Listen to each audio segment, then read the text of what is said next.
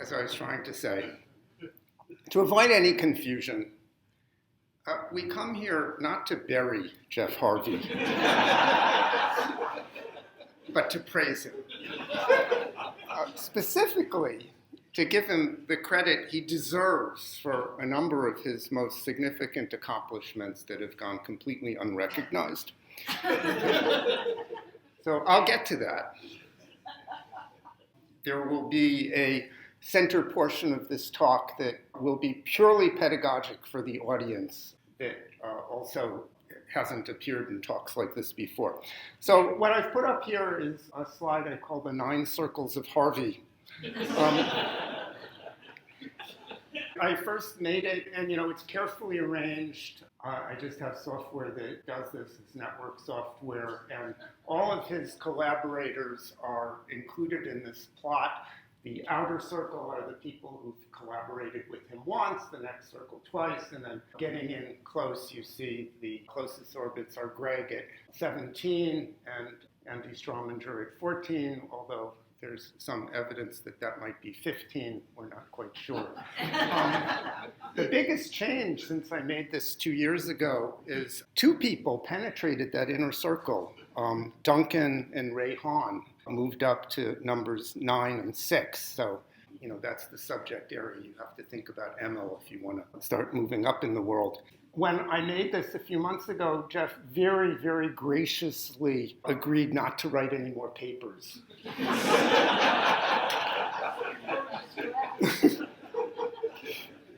But, he did point out an error in an earlier version of this, which was quite vexing, which I think is a measure of his modesty. When I pulled this data down from Slack Spires, it came up with almost twice as many co-authors. And he insisted that he was not the J.A. Harvey who does nuclear physics, which Slack Spires was trying to tie him to. And so had any of the talks here had titles, I would have entitled my after banquet remarks as The Life and Times of One J.A. Harvey. Now, I have to say it was with great reticence that I accepted this gig, because I fully expected Nadi to come out yesterday and explain that Jeff is the absolute master of after banquet talks. And so right on schedule, he did exactly that. I wasn't quite expecting to spend the day yesterday being berated for after banquet remarks I allegedly made 25 years ago at a conference I don't even think I went to. But, just to give some indication of what I was up against here, I can quote directly from Jeff's talk at the Naughty Fest in 2016. I put it up here and started his talk saying, they were very smart to ask me to speak tonight, because let's face it, I am the best after banquet. Now, you will hear people say that I have a habit of misquoting. And I'll make it clear that I'm going to document everything I say here. I have extensive email correspondence. It's all time-stamped. It's all authenticated. I'll have extensive footnotes. You can ask me more in the question and answer section afterwards. Now, he very graciously sent me the complete transcript from this remark with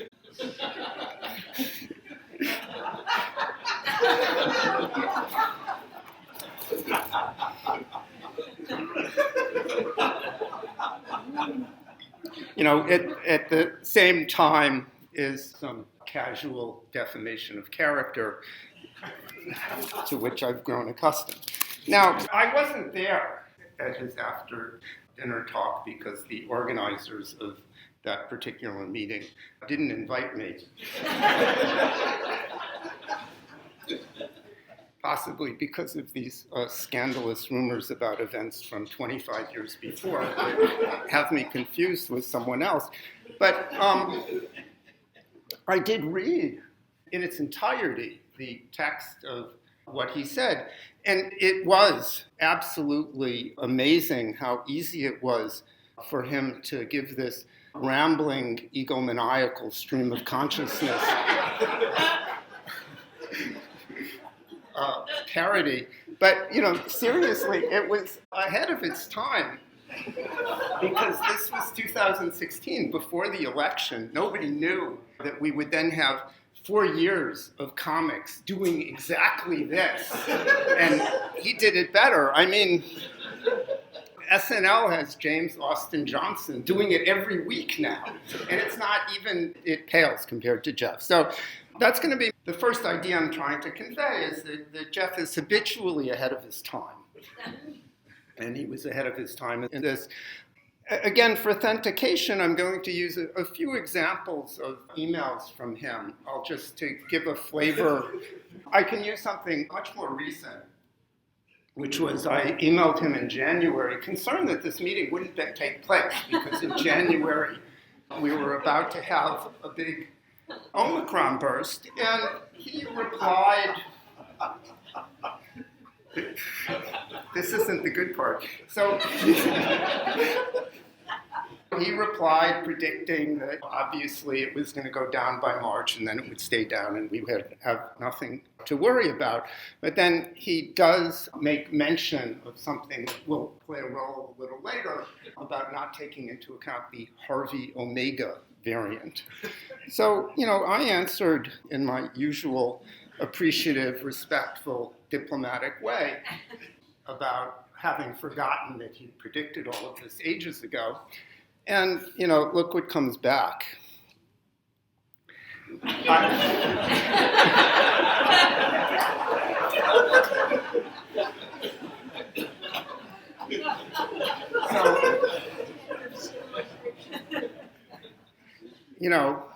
So let me make it clear. This talk is all about giving Jeff absolute, complete credit exactly where it's due. And that's my guiding principle in this talk. For another indication of also mentioned today, and I wasn't even planning to include this, but Greg mentioned it during his talk, and so I quickly looked it up and inserted this slide. Jeff is the only person to have had his own after-banquet remarks covered in a comprehensive exegesis by a national newspaper. So this is the report that Greg showed only the first 5 or so lines of. And I went back via my New York Times subscription to pull up, I think I mentioned here that, yes, this I was able to retrieve during Greg's talk. They have the entire thing online. And I want to point out a few remarkable things about this. You see on the left column here is the complete version of the Mal de Sena, which, if you remember the summer of 1998, that was on the Billboard 100 top hits for about 4 or 5 months during that period. And the footnotes explaining are twice as long as the actual text he wrote. So this is like some modern version of Finnegan's Wake or something. And I'll talk about one of these footnotes. I highlighted. He has a line here that M theory is finished, and so the explanation of this is, first of all, a bit of sarcasm, who would have guessed? But then, no one, including Dr. Maldacena, believes M theory is anywhere near completion. And so you can tell this reporter had a bit of confusion between finished, meaning completed, and terminated. So I was present, actually, during this meeting. I was not, at the after banquet because I wasn't invited. But I did make, I don't know if Jeff remembers this, I did make a number of suggestions he was passing around for people, and he didn't take a single one of them. No, I did remove certain lyrics on your advice. Really? I mean, I remember you repeatedly insisted that condom does not rhyme with spectrum.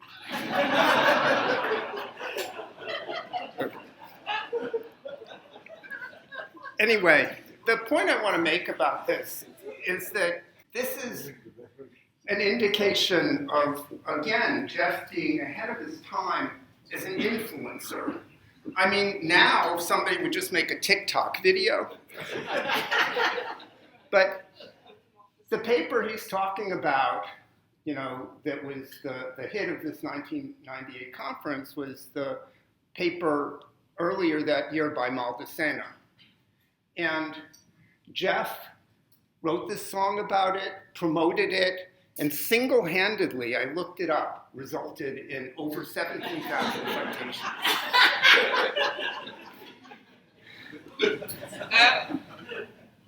And, you know, you might say, big deal, every teenager now does this on TikTok. But remember, this was 1998, you know, even before Google. I guess most of you are too young to remember that era. In any event, we give Jeff complete credit for this. This is an example. I'll have a few more of them to come with Jeff's penchant for aphorisms and, you know, his appreciation of the finer things in life. What I'm using it to introduce actually is this middle section, which I wasn't planning on before today. I happened, just for fun, to do a deep dive into a certain literature after looking up this New York Times article during Greg's talk. And I don't know if this is going to go over it all well, but it's worth trying. You know, we've seen you know, some of Jeff's amazing achievements. He was listed in that New York Times article as a rapper. We know him as a heterotic neologist. And his ability to see the future. So it struck me that it's worth asking about the genealogical sources of this unique creative energy and spark. And so to address this properly, I have to tell you something about Jeff that probably none of you know. In fact, I don't even know if Julie knows. And the question is, why do I think of Jeff every time I eat a banana? I brought a prop.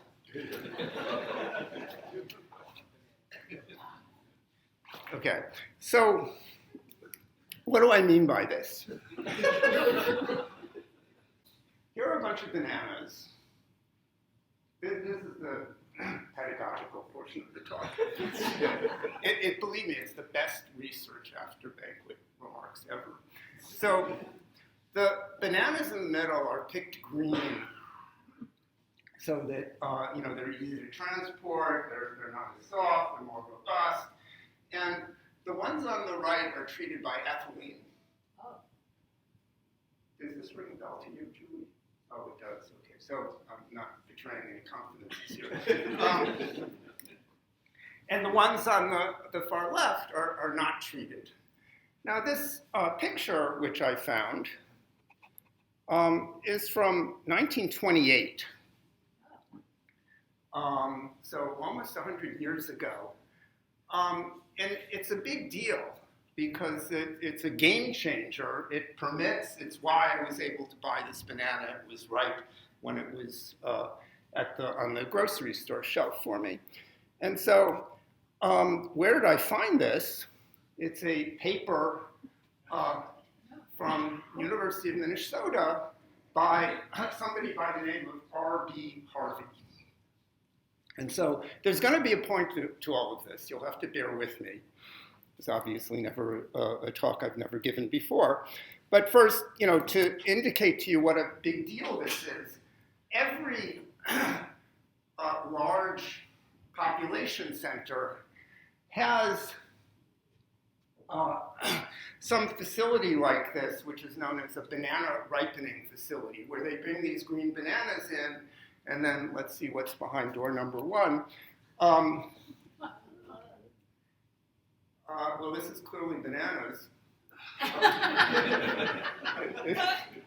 far as the eye can see.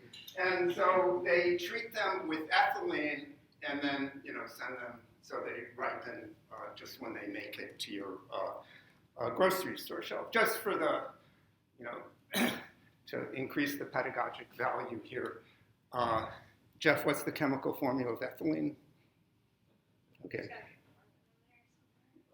2 carbons, double bond, 2 H's off each carbon. So it's C2H4. It has it can be chained together, polymerized, in which case it's called polyethylene, and it's the plastic they use for pipes.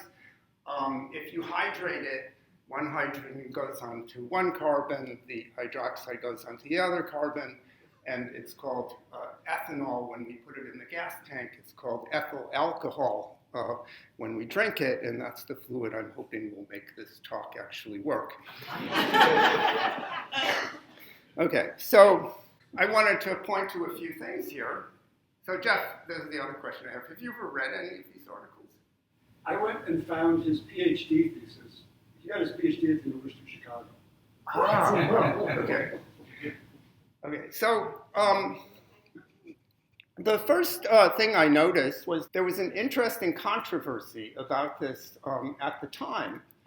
And there was a paper written by 2 people who decried the wide publicity of the alleged ripening effect.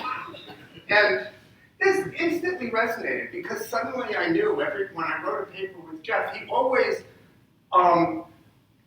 removed the word alleged every time I used it without explaining why. And now I realize it's a family insult. But there's also, some of the evidence of Jeff's cantankerous emails in here. He says, the data reported by the authors simply show that these workers in the U.S. Department of Agriculture do not know the proper conditions for ripening fruits with ethylene. It can be demonstrated easily by anyone who is willing to carry out the simple instructions for the process. Namely, and he tells you what the temperature is, he tells you it's 1 part in 1,000 ethylene. It does sound, simple enough to do. But wait, there's more. He was asked by 2 journals to write up the controversy. The data value for commercial application had already been published sufficiently and explicitly. I can see no reason why one should be required to publish before he is ready to do so. Charles Darwin would have had a slim chance of accumulating data for 18 years if he had lived under our present system of reporting scientific results. So this was 1928, and there we have where it comes from, this ability to be ahead of one's time. Now, there is an additional point here that I believe I need to exit in order to clarify. So I pulled up this article. Well, this is an article you will allege not to have looked at, Jeff. Did he stop at bananas?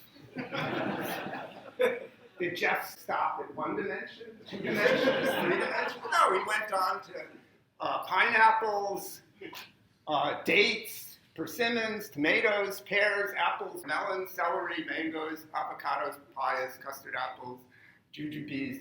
So, up to 10 dimensions, up to 26 dimensions, these guys cover every dimension. Now, if you look, and there's a particular thing I'm going to ask Jeff to read in a moment, but first, so the extent to which this is a big deal was, color publication way back then. And here you see, you probably can't read the caption, but this is a Monte Carlo simulation of a 1-dimensional string propagating in 2 + 1-dimensional space-time. Now, perhaps this will refresh your memory, Jeff. Can you read starting at no doubt?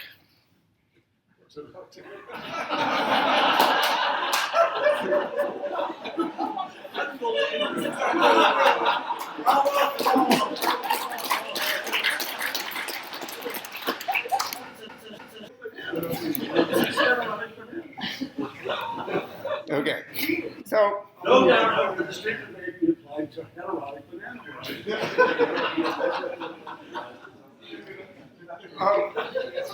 I did not know this. A likely story. Okay, so there's something else interesting here. You notice he's talking about different varieties, and there's Le Gros Michel, which was Ramon. I believe that translates as Big Mike banana. And Cavendish. And he points out below that the Cavendish, so Le Gros Michel at the time was the most common banana, but the Cavendish variety is resistant to the canonique disease of the common banana caused by fungus fusarium. And in fact, that's what happened. And none of us have eaten Le Gros Michel because they were completely wiped out in the 1950s and totally replaced by Cavendish, of which I brought a particular exemplar here. Okay, so what's next? Did he patent the process? He did. But he had to sell the patent to bail out my grandmother. More. Okay, so Grandmother was in jail. So I mentioned,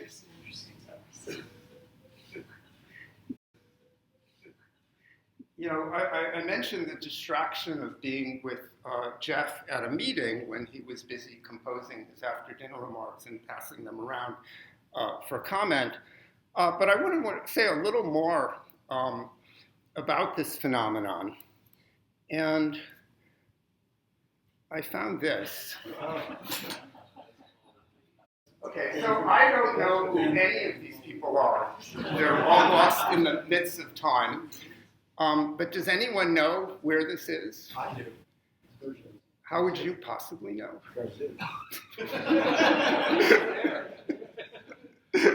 This is Cargès, where the sheaf hits the fan.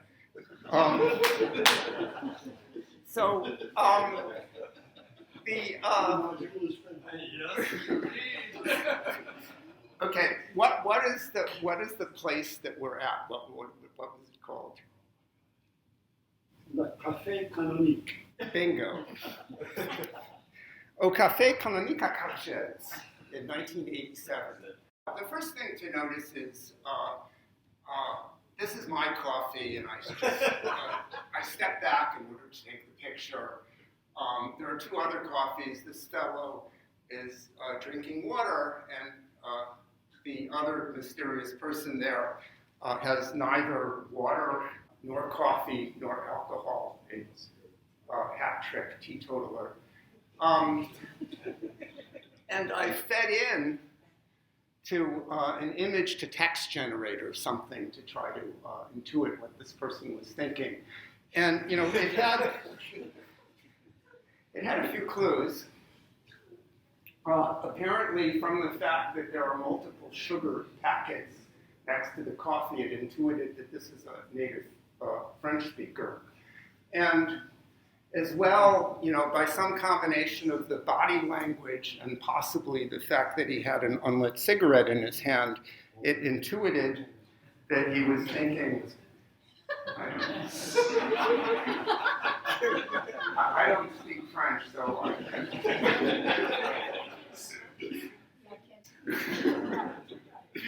Okay, so now the next person here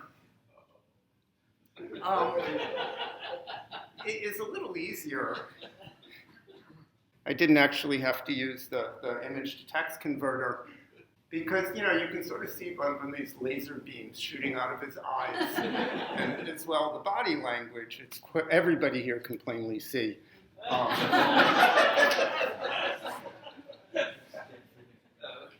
Now, the birthday boy, who incidentally is the only one in the picture with a tan, which is a little odd, given that this conference is on a beach, a beautiful beach in Corsica. So there was this absolute beautiful lecture hall right on the beach in Corsica, and it had a high ceiling. But again, I didn't have to wonder about what he was thinking, because I knew exactly what he was thinking, because I was sitting next to him in the conference hall. Greg already spoiled it, but most people couldn't hear it, so I can tell the story anyway. And on this high ceiling were two slowly spinning fans to give air circulation. And we were there for a series of lectures by Alain Kahn on sheaf theory. And I always wanted to learn sheaf theory. My entire professional career, that was my goal in life. And as it happened, every fifth word out of his mouth was sheaf. And that's all you could hear was sheaf this, sheaf this, sheaf that. And I had the misfortune of, well, in this case, of sitting next to Jeff, who after about 20 minutes of this, turned, looked up at the ceiling and said, and,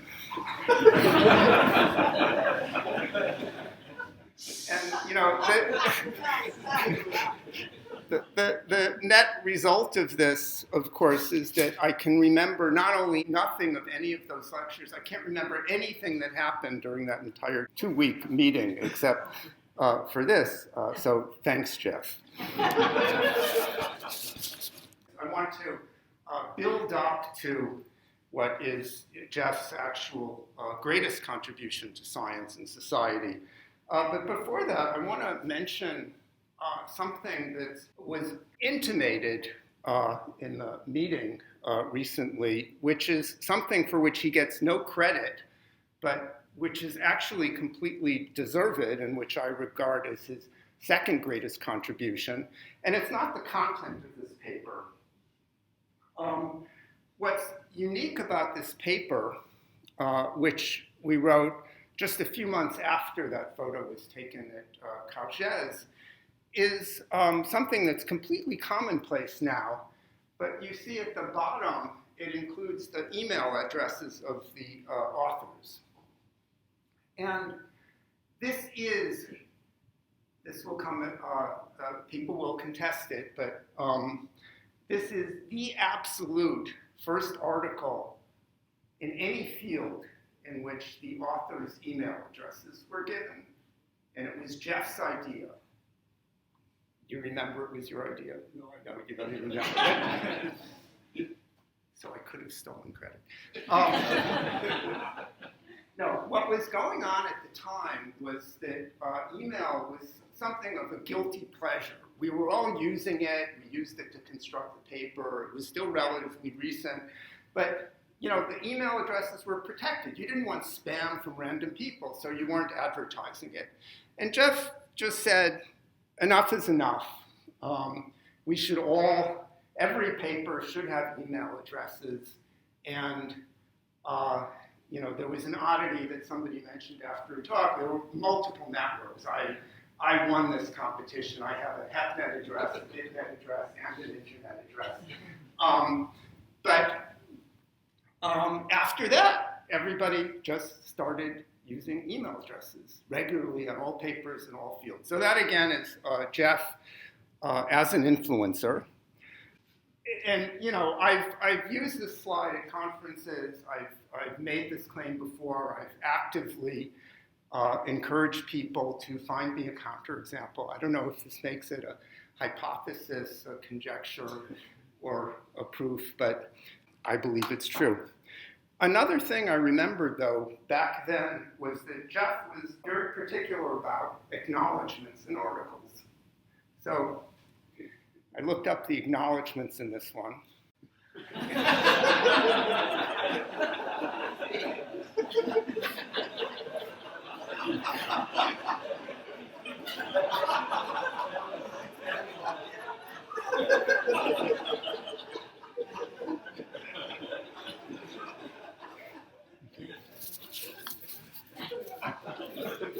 So you can see this stuff just writes itself.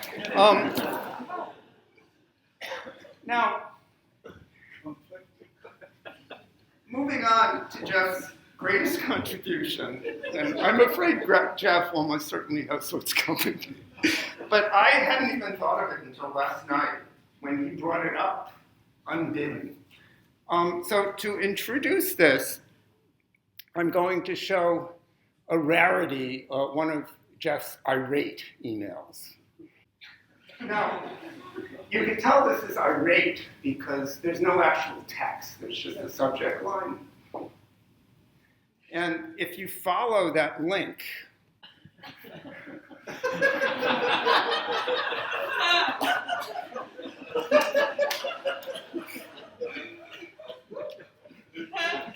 you remember this, Jeff? Jeff, do you remember this? Okay, I finally got to something he remembered. The humor and bear, I can't stand them.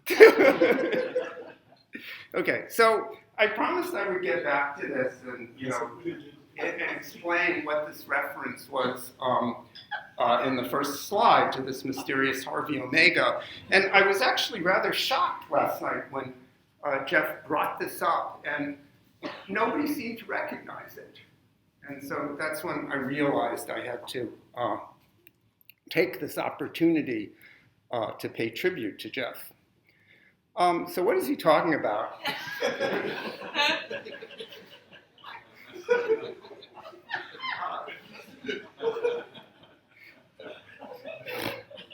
So there's an actual website. I fortunately took this screen grab before Jeff. He had some lame excuse about his disk space being rearranged or something, but this was the URL when I took the screen grab. Theory.uchicago.edu Harvey /Harvey Omega. And the history of this is Jeff was slightly upset, and he had this idea of not a website that answered some questions, and the questions were and the answers were contentious, but just a website that answered all questions. And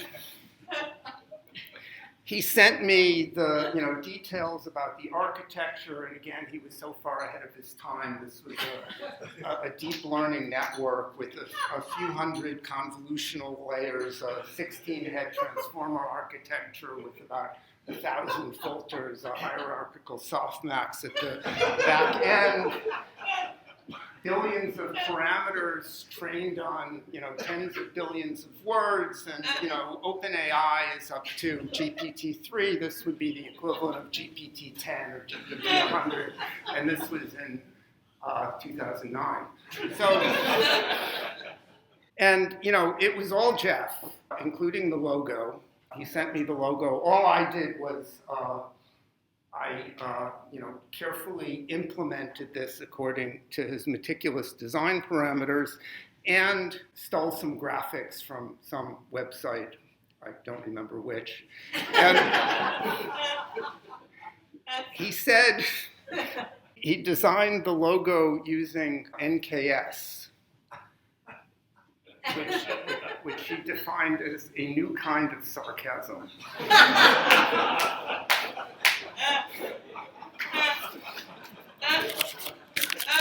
Okay, so I'm going to do something else, which is ordinarily not done in these talks, which is I'm going to do a real-time demo. This is online. You can, click on anything, look at the user testimonials. I'll let you read all of them. I'll just mention one. All of these people, I don't know who they are. This one is some Greg M. who says, Harvey Omega already knew which conformal field theories have holomorphic duals. It spared me writing multiple thousand-page articles. It is arguably the most impressive software ever produced. So,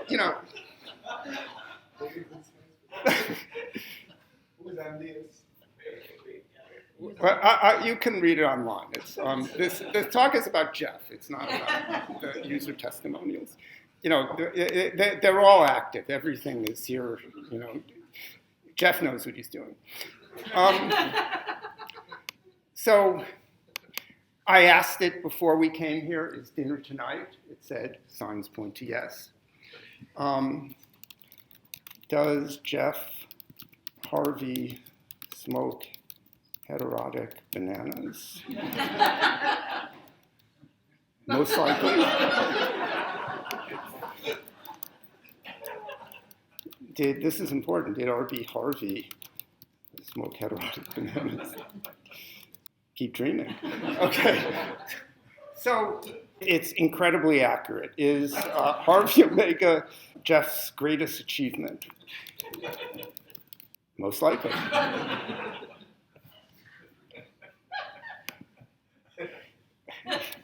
Is Harvey Omega 30th century science dropped into the 21st century?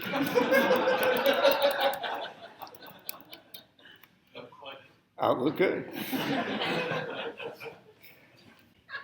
All right, how about this? Is Jeff, that you can call out questions if you, do you have any questions, Jeff? Is Jeff the greatest living physicist? You can't possibly. Okay, well. Is Jeff a physicist? That's good. Okay. Is Jeff an exceptional mathematician? Yes, obviously. You got any questions? No.